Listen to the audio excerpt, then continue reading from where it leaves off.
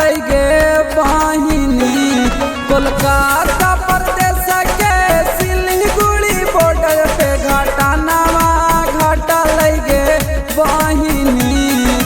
देशवा के फौजी पिंटू कुमार के जानवा गेलै गे बहिनी। ऑक्सीजन के कारनामा पिंटू जवानामा के जानवा गेलै गे बहिनी। कोलकाता प्रदेश के सिलीगुड़ी बॉर्डर पे घटनावा घटलै गे बहिनी। देशवा के फौजी पिंटू कुमार के जानवा गेलै गे बहिनी।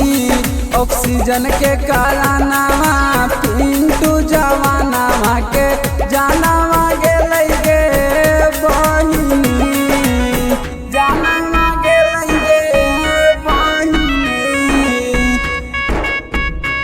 Music by Umar Brothers. Oxygen के कारनामा पिंटू जवानामा के Mix by Ajit Yadvansi.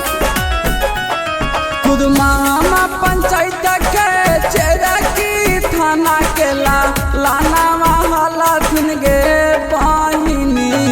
खुद मामा पंचायत के करमा गाँव के लानावा हालथिन गे बहिनी।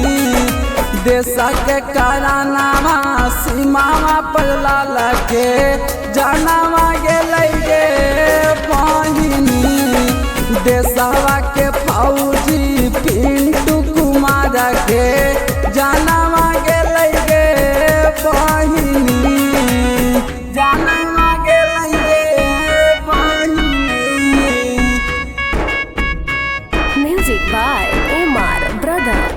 देशवा के फौजी पिंटू कुमार के Mix by Ajit Yadvansi. Geeta उदारे यहाँ सबके मांझी लानावा हालथिन गे बहिनी।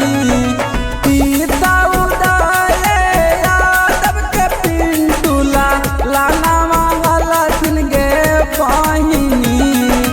अजित सुखेंदर गाई सत सतना मानवा करै गे बहिनी। देशवा के फौजी पिंटू कुमार के जानवा